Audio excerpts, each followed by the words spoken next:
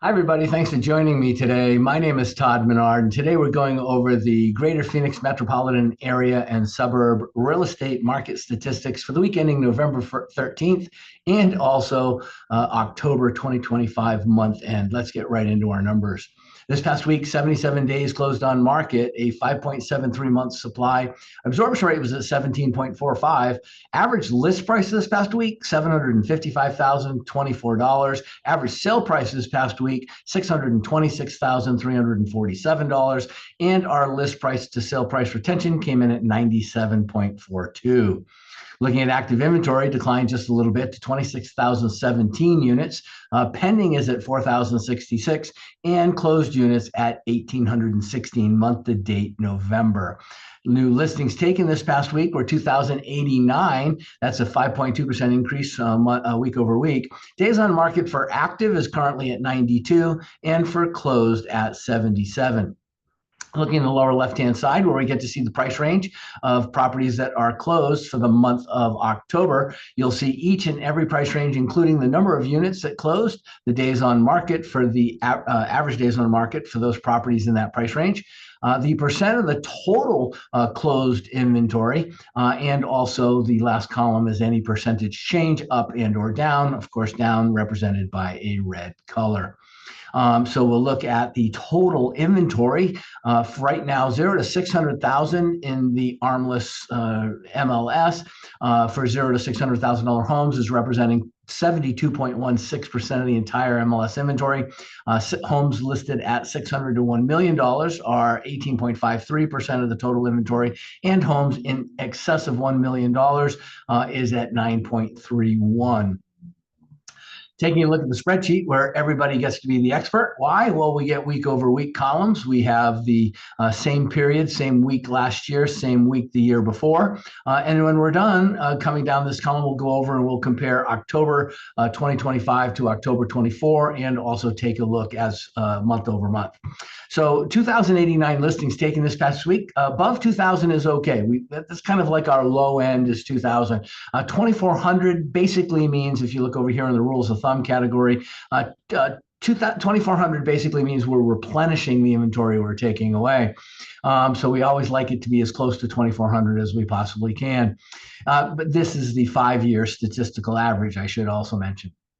So 2,089 is up 5.2 in comparison. Let's take a look at a year ago was at 1,766. So we've significantly increased over that same week. And then 1,641 2 years ago. Well, just this in itself means we look at this as the interest of sellers to want to put their homes on the market, of course. Are they able to find the property they're looking for? Are they willing to walk away from that 2.3, 3.5% first primary loan? Again, there's confidence in the marketplace when the numbers are above 2,000. Then we take a look at active inventory. It's at 26,017, down from 26,145. So of that 26,017, it's comprised of 489 in the coming soon category, 19,545 in the single family detached. We have 2,849 new home construction. Again, that's not the total new home construction that's out there. There's plenty more product than that. This is just those in which the builders have hired a realtor to put the properties in the MLS. It's either potentially a move-in ready home, or whether it fell out of escrow or it's just a production home that's move-in ready, 30, 60, 90 days out. They usually start marketing those. It could be a new home community that they want to make real estate agents and their consumers aware that there's a new community out there. So there's a number of different reasons why they may want to put them in the MLS, but there are significantly more homes available than just this identifies. 25,622 non-distressed properties. If we take a look at pending, we look at pending as a sampling of buyers in the marketplace. To have a contract and enter escrow, you have to have a meeting of the minds between the seller and the buyer. So you have to have a willing seller to accept a particular price, a willing buyer willing to pay a particular price. And if that takes place, you open escrow. So 4,066 is the number of properties that are basically in escrow right now. If we take a look at that number, that's a pretty strong number for this time of year in our seasonally seasonal cycle, if you would. A lot of times in the months of Thanksgiving, as we're getting in November, Thanksgiving, as we get close to Thanksgiving, nobody wants to put their house on the market because everybody's afraid of just being, bothered or interrupted by consumers interested in purchasing a home. Listen, if you need to sell your home, sell your home. And sometimes during the holidays is the best time to sell the home. And I understand concerns as we get closer to the religious holidays that we end up having a situation where there's presents under the tree or presents, and as a result, we're afraid of people potentially stealing them. Well, 9 times out of 10, the people that are coming to look at your home are not those people, and the real estate agent has to unlock a lockbox that has a specific code that is to that specific agent. So if something were to take place, and you're able to identify that based on that lockbox. So it's a very safe and secure process.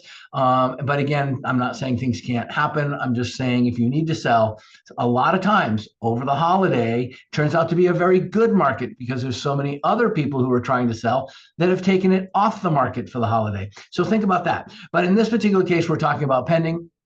And pending units are 4,066 people in escrow right now, up 3,283 the year before. So we've got about 800 to 1,200 more people in the marketplace this year than we did last year, same period. So something to take into consideration. It could be because of the lightening up of the interest rates. It could be mention of the 50-year mortgage. And I should indicate really that, the 50-year mortgage, you have to interpret it much like we did when automobile financing. We used to have 36 or 48. Nobody wanted to go to 48. Pay on a car for 4 years. Well, because the prices have increased, they went to 5 years, right? They went to 60 months.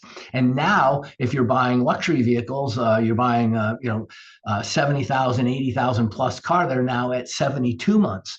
So, the fact is that doing a 50-year mortgage is really no different. The difference is a car depreciates and a home typically appreciates. So, when you're in a 50-year mortgage may allow a monthly payment to be much more affordable and qualifiable for a potential buyer. And they're not going to live in the house that long anyway. So if you multiply how much that's costing you based over the period of time, and taking into consideration, you get a primary mortgage discount on from your interest that you pay.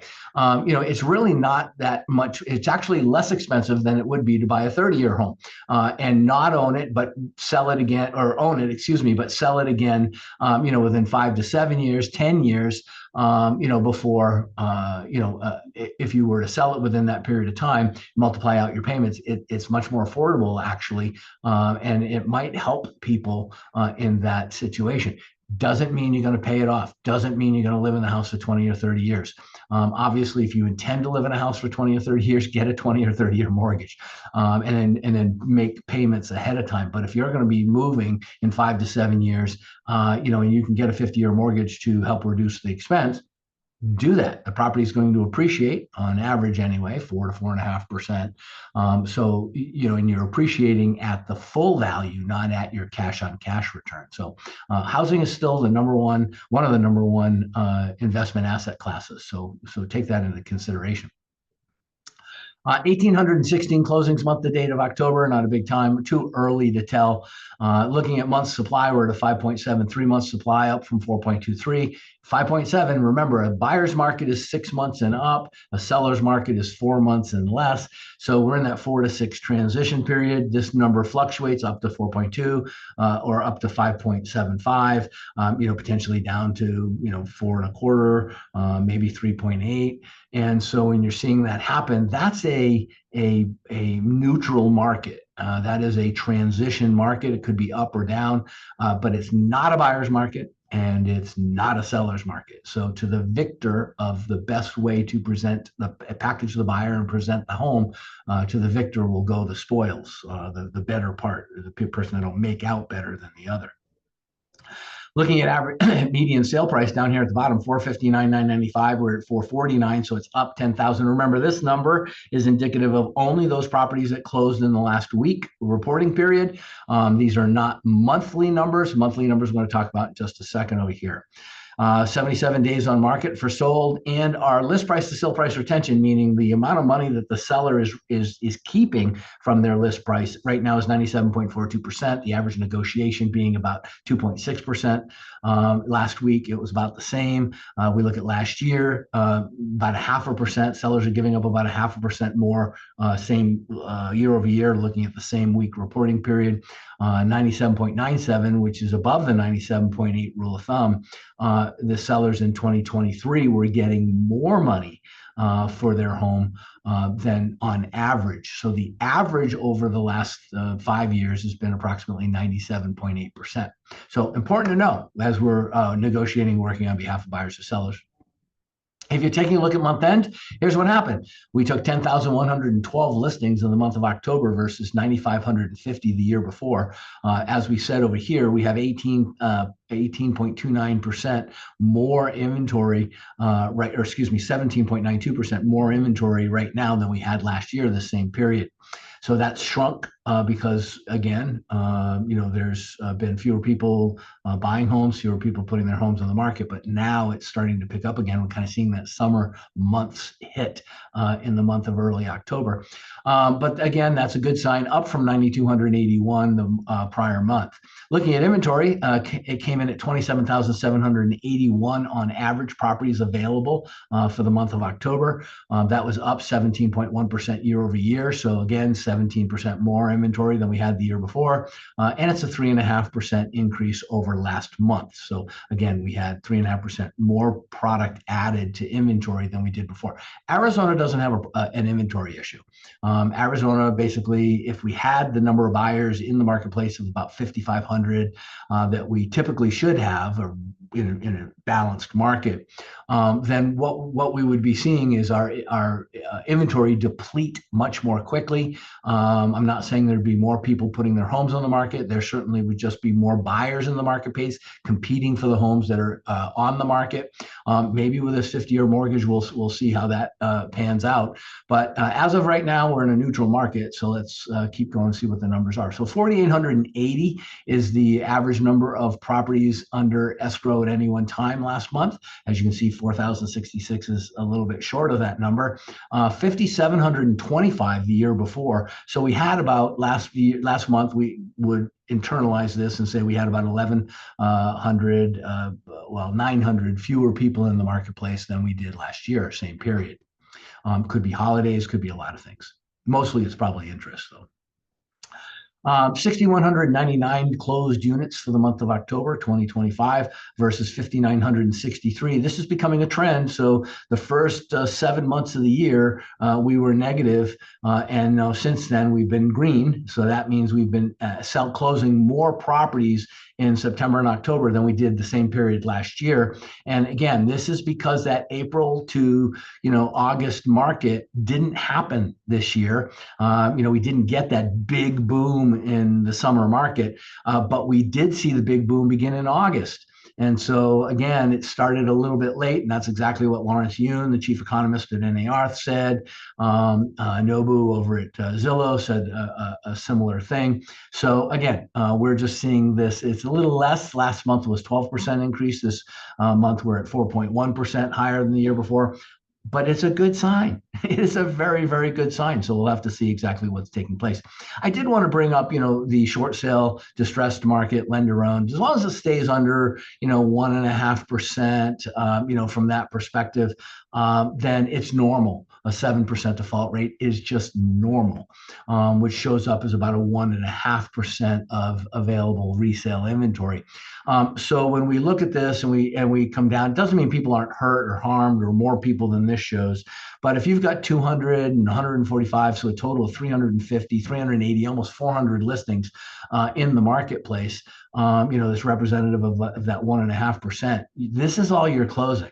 So there are a lot of short sale properties that are out there in the marketplace, maybe desirable, maybe not so. But these are properties that are distressed. And what is closing? Well, what's closing is 31 short sales closed, 27 lender owned. That means, REO, real estate owned, lender owned, and 9 HUD properties. So not large markets, great markets. If you're an investor, you want to find out, you want to search by distressed properties and see what kind of an opportunity you may be able to make for yourself. 4.48 is the month supply. We finished the month at now 4.4. We were just talking about 5.7. We said 4 to 6 is a neutral market. This is closer to the seller's market. But again, this is why last year we were at 3.99. That was considered just based on the percentage a seller's market. However, again, remember we had fewer buyers in the marketplace, and as a result, it was a little bit stigmatized. Taking a look at median price was at 450 for the month, 449.9. So $100 difference a year later as the average, the median of the homes that have closed in that particular month. Down here we see 450, 245, 442. So there was a little bit of a $8,000 difference, but that was again based on the product that sold. Stayed relatively similar, 450 to 45 versus 450 even. So again, market is not escalating price-wise out of control. And the properties that are selling are commensurate with the stereotypical categorical, as we saw in the first sheet, of where the properties are. At the end, we're averaging days on market of 86 for sold. The median days is 60. It was 50 last year. So again, 86 versus 70, a little bit slower market, but again, very consistent. These numbers being consistent. What you felt last year is what you're feeling this year. Very, very. And then the final number is the list price to sale price retention is at 97.8. Ironically, that is the sweet spot of exactly where the market it should be. So in essence, the sellers were averaging a 2.2% negotiation off of the list price on average of the properties that closed for the month of October. Look at the month before, 97.8 again.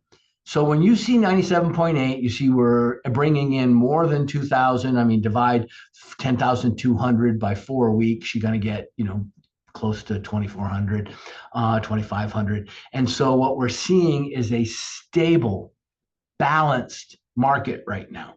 And if we had more buyers, we'd be having more run on our inventory, but we don't have that. So these are all excellent signs for someone who's a buyer and or who is a seller. They're not paying any more than they did 2, 3, 4, or 5 years ago.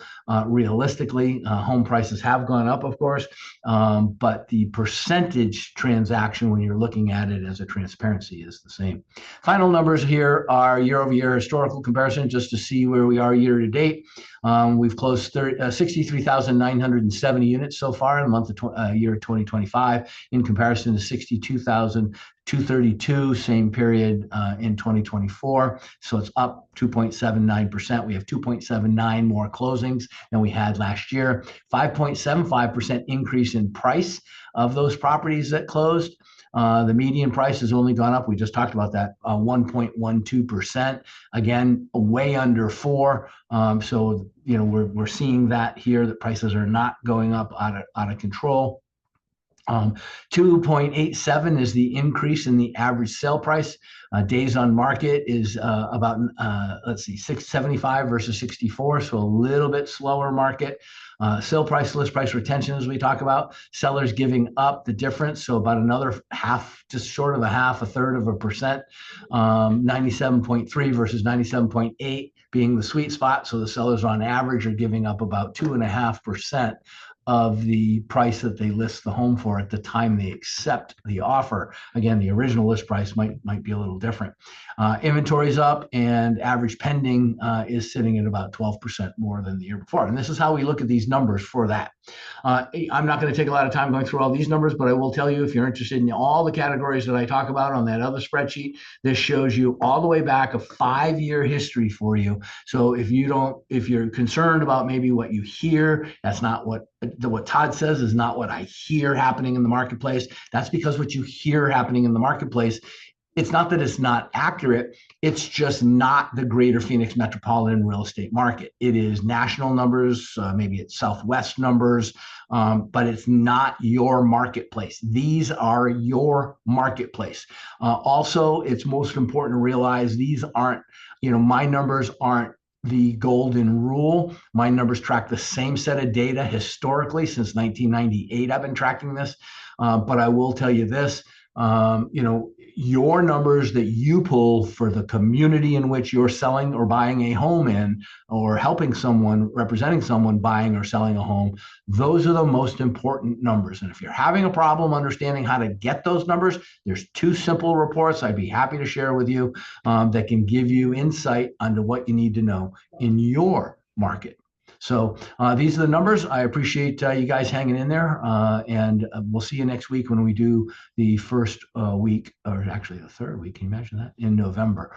So hang with us. Have a great day. Take care.